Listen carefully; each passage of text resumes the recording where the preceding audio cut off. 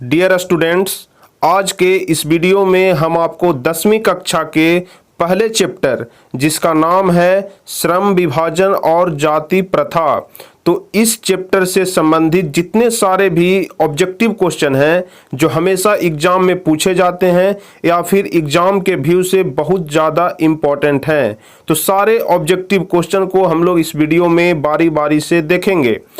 आपको हम बता दें कि इस चैप्टर से संबंधित जितने सारे भी सब्जेक्टिव क्वेश्चन हैं जो एग्जाम में पूछे जाते हैं या फिर आपके बुक में दिए हुए हैं, तो उन सारे ऑब्जेक्टिव क्वेश्चन को हम आपको एक अलग वीडियो बना करके बता चुके हैं। तो यदि आप सब्जेक्टिव क्वेश्चन का वीडियो अभी तक नहीं देखे हैं तो डिस्क्रिप्शन में हम लिंक दे देंगे, वहां से जा करके आप वीडियो को देख सकते हैं, या फिर आप हमारे चैनल के प्लेलिस्ट में जाकर भी हिंदी और हिंदी के अलावा बाकी सारे सब्जेक्ट के वीडियो को देख सकते हैं। तो चलिए हम आपको आज बताएंगे श्रम विभाजन और जाति प्रथा से संबंधित कुछ महत्वपूर्ण ऑब्जेक्टिव क्वेश्चन। तो चलिए हम लोग बारी बारी से इस क्वेश्चन को देखते हैं। तो जल्दी से आप वीडियो को लाइक कर दीजिए, चैनल पर अगर नए हैं तो चैनल को जल्दी से सब्सक्राइब कर दीजिए, जिससे कि बाकी सारे सब्जेक्ट के वीडियो भी आपके पास समय समय पर पहुंचते रहे। तो जल्दी से चैनल को सब्सक्राइब करके बेल आइकन दबा दीजिए। तो सबसे पहला नंबर क्वेश्चन है कि श्रम विभाजन और जाति प्रथा के लेखक कौन हैं। जो आपके हिंदी बुक में सबसे पहला अध्याय है श्रम विभाजन और जाति प्रथा, तो श्रम विभाजन और जाति प्रथा के लेखक कौन हैं? तो पहला का सही आंसर हो जाएगा बाबा साहब भीमराव अंबेडकर। तो पहला का बी आंसर सही हो जाएगा, बाबा साहब भीमराव अंबेडकर श्रम विभाजन और जाति प्रथा के लेखक हैं। अब नंबर दूसरा क्वेश्चन हम लोग देखेंगे, डॉक्टर अंबेडकर के पिता का क्या नाम था? तो डॉक्टर अंबेडकर के पिता का नाम था रामजी सकपाल। ध्यान रखिएगा, डॉक्टर अंबेडकर के पिता का नाम था रामजी सकपाल। तो दूसरा का बी आंसर सही हो जाएगा, रामजी सकपाल। अब चलेंगे तीसरे नंबर क्वेश्चन की ओर। तो तीसरा नंबर क्वेश्चन कहता है कि आधुनिक सभ्य समाज कार्यकुशलता के लिए किसे आवश्यक मानता है? आधुनिक सभ्य समाज कार्यकुशलता के लिए किसे आवश्यक मानता है? तो तीसरा का सही आंसर हो जाएगा श्रम विभाजन। ठीक है, तीसरा का क्या आंसर सही हो जाएगा? श्रम विभाजन। तो नंबर 3 का ए आंसर सही हो जाएगा, श्रम विभाजन। अब चलेंगे हम लोग चौथे नंबर क्वेश्चन की ओर। तो चौथा नंबर क्वेश्चन कहता है कि जाति प्रथा भारत में बेरोजगारी का एक खाली स्थान कारण बनी हुई है। यहाँ पर आपको फिल इन द ब्लैंक्स है, खाली स्थान को भरना है। तो जाति प्रथा भारत में बेरोजगारी का एक खाली स्थान कारण बनी हुई है। तो चौथा का सी आंसर सही हो जाएगा, क्योंकि जाति प्रथा भारत में बेरोजगारी का एक प्रत्यक्ष कारण भी है और प्रमुख कारण भी है, इसलिए इसका ए और बी दोनों आंसर सही हो जाएगा। तो चौथा का हमारा सही आंसर सी हो जाएगा, ए और बी दोनों। अब चलेंगे हम लोग 5वें नंबर क्वेश्चन की ओर। तो 5वां नंबर क्वेश्चन कहता है कि मुख्य नायक क्या है? ये जितने सारे भी क्वेश्चन हैं आपके चैप्टर से ही हैं, आपके पहले अध्याय से ही हैं। तो 5वां नंबर क्वेश्चन कहता है कि मुख्य नायक क्या है? तो 5वां का सही आंसर बी हो जाएगा, मुख्य नायक एक पत्रिका है। तो 5वां का सही आंसर क्या हो जाएगा? बी। 5वां का सही आंसर हो जाएगा बी, पत्रिका। अब चलेंगे हम लोग 6ठे नंबर क्वेश्चन की ओर। तो 6ठा नंबर क्वेश्चन कहता है कि डॉक्टर भीमराव अंबेडकर की मृत्यु कब और कहां हुई? डॉक्टर भीमराव अंबेडकर की मृत्यु कब और कहां हुई? तो 6ठा का सही आंसर हो जाएगा ए, 1956 ईस्वी में दिल्ली में हुई थी। तो डॉक्टर भीमराव अंबेडकर की मृत्यु कहां हुई? दिल्ली में 1956 ईस्वी में। तो इसका सही आंसर हो जाएगा ए। अब हम लोग देखेंगे 7वां नंबर क्वेश्चन कि डॉक्टर भीमराव अंबेडकर का जन्म कब हुआ था? तो डॉक्टर भीमराव अंबेडकर का जन्म हुआ था 14 अप्रैल 1891 ईस्वी को। ध्यान रखिएगा, 14 अप्रैल 1891 ईस्वी को। तो इसका सही आंसर क्या हो जाएगा? डी। तो 7वां का सही आंसर डी हो जाएगा, 14 अप्रैल 1891 ईस्वी को डॉक्टर भीमराव अंबेडकर का जन्म हुआ था। अब चलेंगे 8वां नंबर क्वेश्चन की ओर। तो 8वां नंबर क्वेश्चन कहता है कि अंबेडकर की दृष्टि में भाईचारे का वास्तविक रूप कैसा है? अंबेडकर की दृष्टि में भाईचारे का वास्तविक रूप कैसा है? तो 8वां का सही आंसर हो जाएगा बी, दूध और पानी के मिश्रण की तरह। ठीक है, 8वां का सही आंसर हो जाएगा दूध और पानी के मिश्रण की तरह। अब चलेंगे 9वां नंबर क्वेश्चन। तो 9 नंबर क्वेश्चन कहता है कि भारतीय संविधान के निर्माण में महत्वपूर्ण भूमिका किसकी है? भारतीय संविधान के निर्माण में महत्वपूर्ण भूमिका डॉक्टर भीमराव अंबेडकर की है। तो 9वां का सही आंसर हो जाएगा ए। तो 9 का सही आंसर क्या होगा? ए, डॉक्टर भीमराव अंबेडकर हैं जिनके संविधान में के निर्माण में उनकी बहुत महत्वपूर्ण भूमिका है। अब चलेंगे 10वां नंबर क्वेश्चन। तो 10वां नंबर क्वेश्चन कहता है सभ्य समाज की आवश्यकता है। सभ्य समाज की आवश्यकता है। तो 10 का सही आंसर हो जाएगा बी, श्रम विभाजन के लिए। श्रम विभाजन के लिए सभ्य समाज की आवश्यकता है। तो 10वां का सही आंसर क्या हो जाएगा?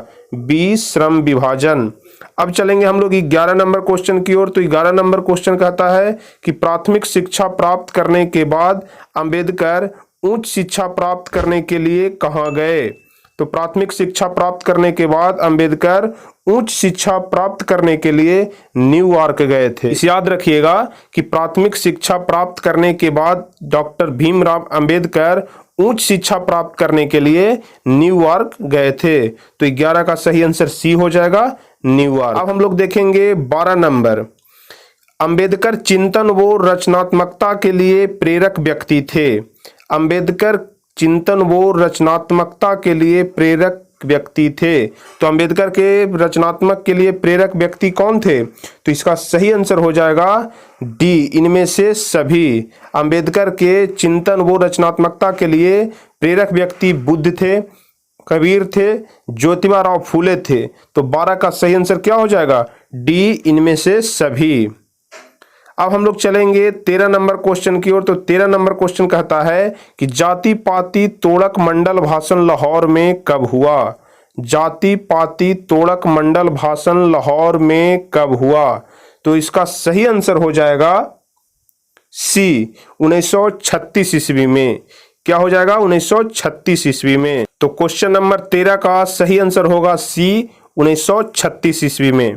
अब हम लोग चलेंगे 14 नंबर क्वेश्चन की ओर। तो 14 नंबर क्वेश्चन कह रहा है कि श्रम विभाजन और जाति प्रथा क्या है?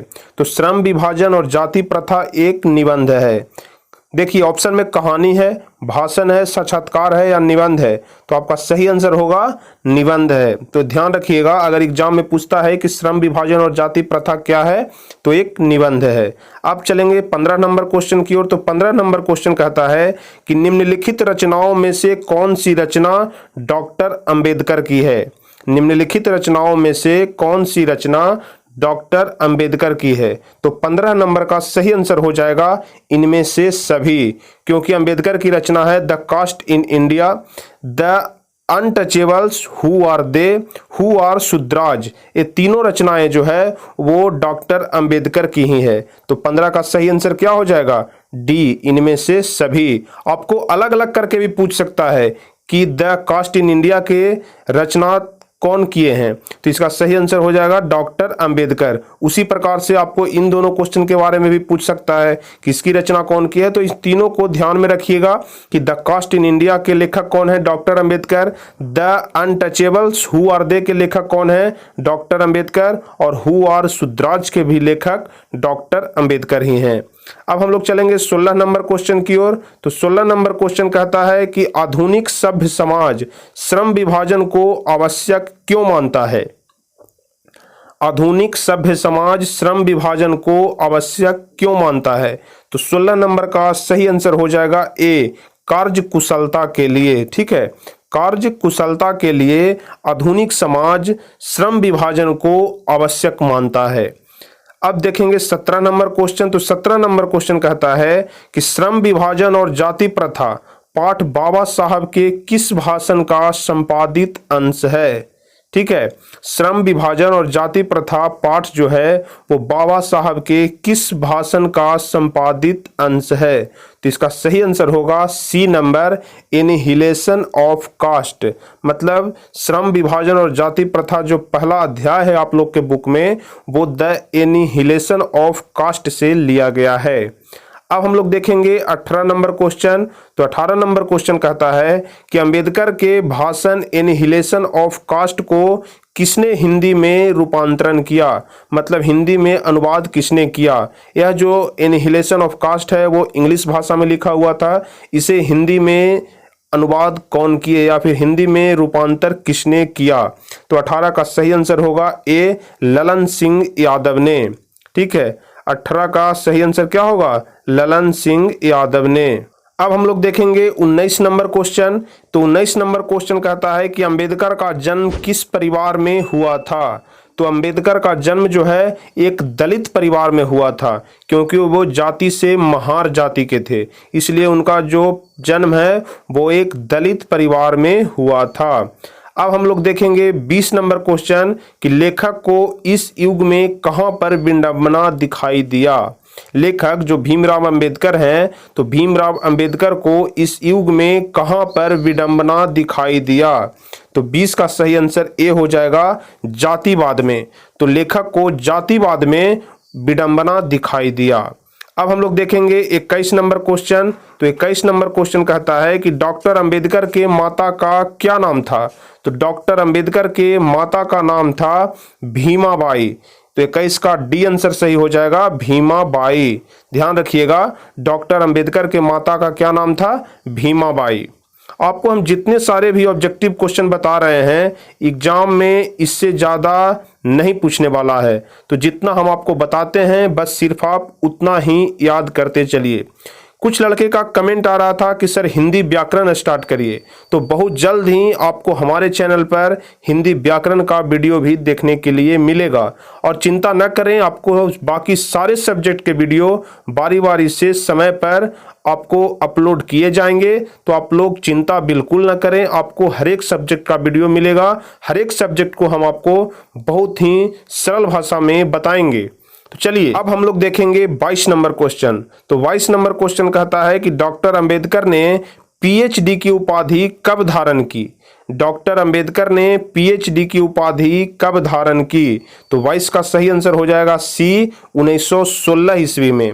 डॉक्टर अंबेडकर ने पीएचडी की उपाधि 1916 ईस्वी में धारण किए थे। अब देखेंगे अगला नंबर क्वेश्चन, क्वेश्चन नंबर 23। लेखक की दृष्टि में विडंबना की बात क्या है। लेखक की दृष्टि में विडंबना की बात क्या है। तो 23 का सही आंसर हो जाएगा ए, जातिवाद के पोषकों की कमी नहीं है। इसी चीज को कहते हैं कि लेखक की दृष्टि में विडंबना की बात क्या है, तो जातिवाद के पोषकों की कमी नहीं है। तो 23 का सही आंसर ए हो जाएगा। अब हम लोग चलेंगे 24 नंबर क्वेश्चन में। तो 24 नंबर क्वेश्चन कहता है कि लेखक की दृष्टि में आदर्श समाज कैसा होना चाहिए। लेखक की दृष्टि में आदर्श समाज कैसा होना चाहिए। तो 24 का सही आंसर ए हो जाएगा, जिसमें स्वतंत्रता, समता और भ्रातृत्व का भाव हो, उसी को लेखक आदर्श समाज कहते हैं। मतलब जिसमें स्वतंत्रता हो, समता हो और भाईचारे का भाव हो, उसी को लेखक आदर्श समाज कहते हैं। तो 24 का सही आंसर ए हो जाएगा, जिसमें स्वतंत्रता, समता और भ्रातृत्व का भाव हो। अब हम लोग चलेंगे 25 नंबर क्वेश्चन की ओर। तो 25 नंबर क्वेश्चन कहता है कि लेखक बेरोजगारी का प्रमुख और प्रत्यक्ष कारण किसे मानते हैं। लेखक बेरोजगारी का प्रमुख और प्रत्यक्ष कारण जाति प्रथा को मानते हैं। तो 25 का सही आंसर क्या होगा, सी नंबर, सी इसका सही आंसर हो जाएगा। अब हम लोग चलेंगे 26 नंबर क्वेश्चन की ओर। तो 26 नंबर क्वेश्चन कहता है कि the caste in India their mechanism किनकी रचना है। The caste in India their mechanism किनकी रचना है। तो यह हो जाएगा भीमराव अंबेडकर। यह जो रचना है वो भीमराव अंबेडकर की है। तो 26 का सही आंसर हो जाएगा ए। अब हम लोग चलेंगे 27 नंबर क्वेश्चन की ओर। तो 27 नंबर क्वेश्चन कहता है कि आर्थिक पहलू से भी जाति प्रथा खाली स्थान है। आर्थिक पहलू से भी जाति प्रथा खाली स्थान है, मतलब हानिकारक है। आर्थिक पहलू से भी जाति प्रथा जो है वो हानिकारक है। तो 27 का सही आंसर बी हो जाएगा। अब हम लोग चलेंगे 28 नंबर क्वेश्चन में। तो 28 नंबर क्वेश्चन है कि डॉक्टर भीमराव अंबेडकर का जन्म कहाँ हुआ था। तो डॉक्टर भीमराव अंबेडकर का जन्म महू मध्य प्रदेश में हुआ था। मध्य प्रदेश के महू नामक गांव में हुआ था डॉक्टर भीमराव अंबेडकर का जन्म। तो 28 का सही आंसर ए हो जाएगा। अब हम लोग चलेंगे 29 नंबर क्वेश्चन में। तो 29 नंबर क्वेश्चन कह रहा है कि डॉक्टर अंबेडकर ने किस पत्रिका का संपादन किया। डॉक्टर अंबेडकर ने किस पत्रिका का संपादन किया। तो 29 का सही आंसर हो जाएगा सी, बहिष्कृत भारत। डॉक्टर अंबेडकर ने बहिष्कृत भारत नामक पत्रिका का संपादन किया। अब हम लोग देखेंगे 30वां नंबर, जो कि सबसे लास्ट क्वेश्चन भी है कि भारतीय संविधान का निर्माता के रूप में हम किन्हें जानते हैं। तो आप सभी जानते हैं कि भारतीय संविधान के निर्माता कौन है, भीमराव अंबेडकर। भीमराव अंबेडकर हैं जो भारतीय संविधान के निर्माता हैं। चलिए, तो यहीं पर आपके हिंदी के पहले अध्याय श्रम विभाजन और जाति प्रथा के सारे ऑब्जेक्टिव खत्म हो जाते हैं। तो हम आपको इस चैप्टर के सारे सब्जेक्टिव और सारे ऑब्जेक्टिव क्वेश्चन दोनों को बहुत ही अच्छे तरीके से बताए हैं। तो हम आशा करते हैं कि आपको पहला चैप्टर में किसी प्रकार की कोई भी दिक्कत नहीं होगी, और अगर दिक्कत होती है तो आप नीचे कमेंट में कमेंट करके हमसे पूछ सकते हैं।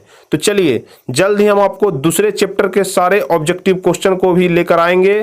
तो आप चैनल को जल्दी से सब्सक्राइब करके बेल आइकन दबाइए, क्योंकि अगर दूसरा चैप्टर का वीडियो हम बनाते हैं तो उसका नोटिफिकेशन सबसे पहले आप पर आए। चलिए, फिर मिलते हैं हम आपको दूसरे लेसन में दूसरे चैप्टर के वीडियो के साथ।